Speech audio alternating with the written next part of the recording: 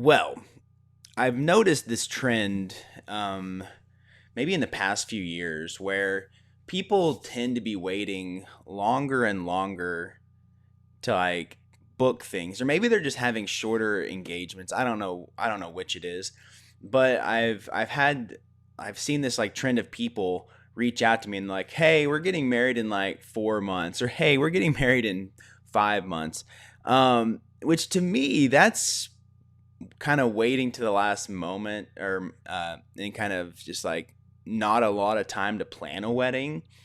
So I don't know if that's becoming the new norm or what. But we're going to talk about how you actually can plan your wedding in a short period of time and still be very successful and still get, get things to work smoothly. So we're going to be talking about all the strategies and things you can do to make sure you can plan a wedding in a short amount of time and still have a wonderful wedding. So I'm trying to remember the shortest time period. I think I had one, which was basically an elopement where it was like 2 days notice. So I wouldn't necessarily count that as a real wedding. Um, but I also had one, I believe it was like 7, 8 days. Like they contacted me and basically they're like, yeah, we decided to get married in a week. And theirs was kind of, I would consider theirs more of a wedding. There was at least like 10, 15 people there, and they had a venue and they had a dress and they had dinner and things like that and cake. So it was more of a wedding. So let's talk about, why would someone do this? Why are some people waiting to the last minute and planning weddings in a short period of time? Now, as far as when I don't know if I need to define short amount of time, I would think the normal amount of time for most people is like 10 to 15 to 18 months, like close to a year or a year and a half to plan a wedding. That's pretty normal. So like if you're planning a wedding in under 5 months, I would say that's a short amount of time. So why would people do this? Some people get engaged and they're just really excited and really want to get married. They don't want to wait a long time. They're like, uh, we maybe they've been dating for 6 years already. They're just like, why should we wait another year to get married? Let's just go ahead and get this done. Sometimes there's life events that are coming up that kind of necessitate moving quickly. So, for example, I don't remember how long I was engaged. It was a good amount of time, but my wife was finishing school and I was finishing school, and she had to go move off to grad school. And so it made sense for us to get married before then so we could both move off together and have a house. Because if we didn't, then it would be kind of difficult with her moving away. So other times I hear this a lot. People, one person in the couple is going to be joining the military and going away, so they want to get married before that happens. And then you have procrastinators, people that just, they're like, we'll get to it at some point, and then all of a sudden they're like, oh, I guess we should probably jump on that now. So sometimes it could be any of those reasons or other reasons why people decide to have a wedding in a short amount of time. But the good news is it can be done. Like I was mentioning earlier, I had one wedding that was like a week, and it was actually turned out to be really good. And there's been a lot of weddings that were planned in like 3 to 4 months throughout the years. And again, they've all worked out really well. Now, if you're going to do this, it does require some planning, some structure, and some discipline. If you just kind of go at it and be like, yeah, whatever, we'll figure this out as we go, it's probably going to be stressful. You're probably going to screw some things up, and it's not going to turn out the best. So a plan, some structure, and then sticking to that will work for you. One other thing I want to say, guys, if you do the short planning, there are probably some things you're going to miss out on, and we'll go through all those things just because you don't have the time to do it all. So there will be some things you probably will miss. So you won't have the complete wedding experience that a lot of people have. So the very first step is you need to create a timeline. And, I suggest this for pretty much anyone planning a wedding. You want to have things set in stone, like, okay, this is what I need to get done. This is when I'm going to accomplish it. So you can look at it and not be overwhelmed. You can take things like one day at a time, 1 week at a time, 1 month at a time, but this time I need to accomplish this. There's no guessing. Like, I guess I'll get to that some point. No, you know exactly when you need to accomplish things. So a timeline with all the steps is very important if you're doing this on a short amount of time.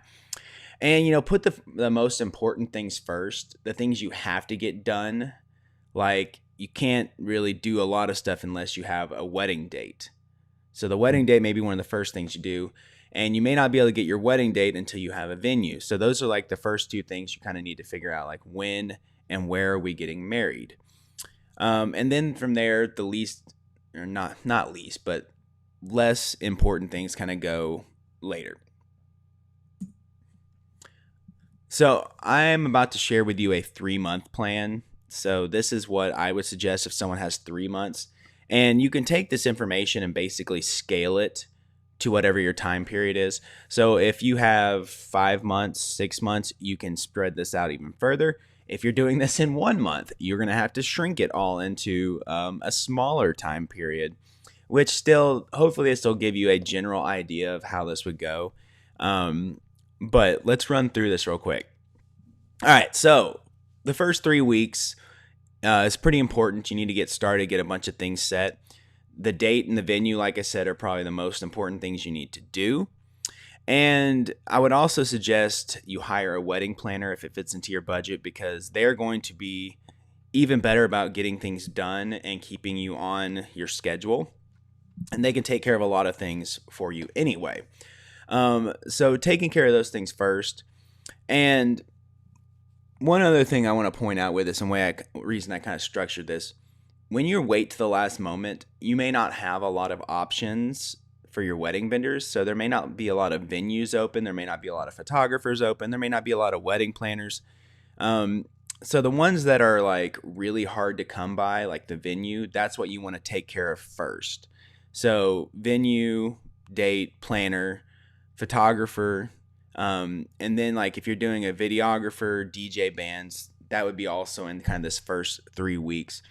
So you're really getting a lot of things hired early on because they may be busy and may not be open. And the next 3 weeks, 4 to 6 weeks, this is where you might want to start like actually figuring out what the wedding is going to look like. And again, if you have a wedding coordinator or planner, they're going to be able to help you a lot. They may just like give you some options, like this is the color scheme you might want to go for. You also want to get your wedding dress relatively early in the process because, if you have to do alterations, which most do, that takes time. Sometimes you have to wait for the dress to come in. So you want to get that dress ordered pretty quickly. You also want to start making the guest list pretty early in this because, people have to make plans. People can't just all of a sudden be like, oh, I'm going to travel across the country for this wedding. You want to get the guest list made as quickly as possible and get those invitations out so people can start planning and they can, get off work or babysitters or whatever. So you want to do that quickly. You also want to invite, or not invite, but you want to pick your wedding party relatively quickly. So again, they can make sure that they're available, that they can be part of it. Because if you wait too long, they may not be able to get off work or they may have already made plans and then they're going to miss out. You can also start looking at like what kind of food you're possibly wanting to get. And that may be kind of relative to the guest list. Like if there's certain people that have certain needs as far as their food. Also, make sure to start planning your honeymoon relatively early because, again, those things are things that book out pretty far in advance. And if you wait too long, you're going to have to do it way down the road. And you want to also think about the marriage license because, again, some of those, depending on what state you're in, it could take like 2 to 3 weeks for it to show up. So if you wait too long, it won't be there for the wedding. Booking the other things like the florists, the bakers, the caterers. And the reason those are lower on this is because a florist can probably make flowers for like 4 or 5 weddings in a weekend. A baker may be able to do the same thing, and caterers may be able to cover multiple events. So they're probably not going to be as booked up as a photographer, which can only be at one wedding every weekend. And then you want to figure out your hair, makeup people as well. And getting towards the end of this, The officiant you can actually probably put anywhere throughout here, but actually planning decorations, buying decorations is kind of the last part. And then I just left like 2 weeks to kind of like fill the gap of like, what else do we need to get done? Is there anything we're forgetting? Um, and I went through that quickly, but really, guys, I mean, if you schedule and plan it out, that's not too much to do. I mean, looks like every week there might be like one or two things you need to accomplish. And I think one or two things a week is not that hard to do, especially if you have a planner kind of taking care of most of the work for you. But you can do that. Set a plan, follow the plan, 1 to 2 things a week. You can do that. You can make this work. And that won't be that stressful, and you still get we went through basically everything that you would need for a normal wedding, and you get it all. So you're not like missing out on anything major. But let's talk about the other things that you probably will not have time for. You may not have time to do an engagement session. I mean, depends on how busy the photographer is, depends on how busy you are, depends on the time of year. I mean, it may be really cold or maybe really hot, so engagement photos may not be a good idea. Engagement parties, again, it takes time to plan that, and you just may not have time to plan it or get all the people together to have an engagement party. Wedding websites, not necessarily a big deal, but you probably won't have time to put that together. Save the dates.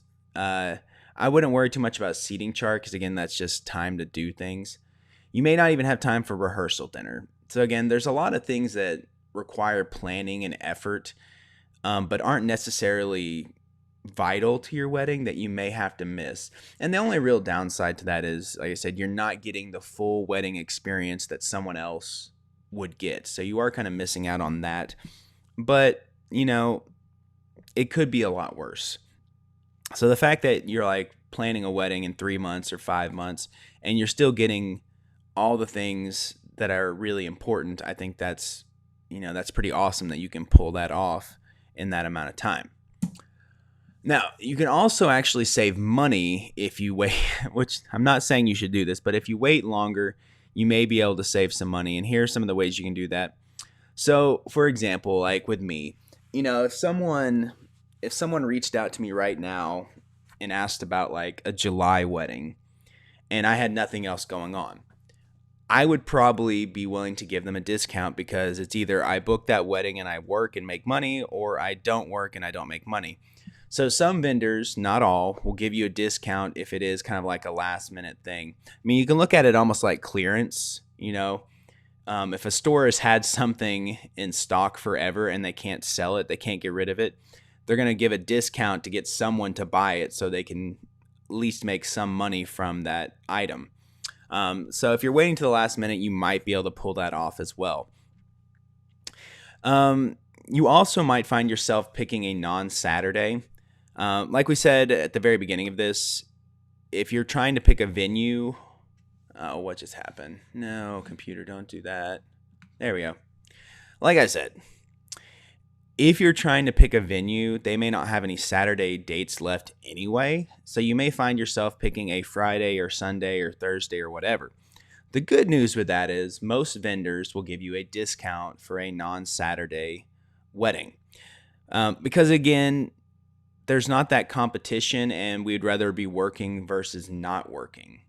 But for Saturdays, it's really hard to give a discount because everybody wants that date.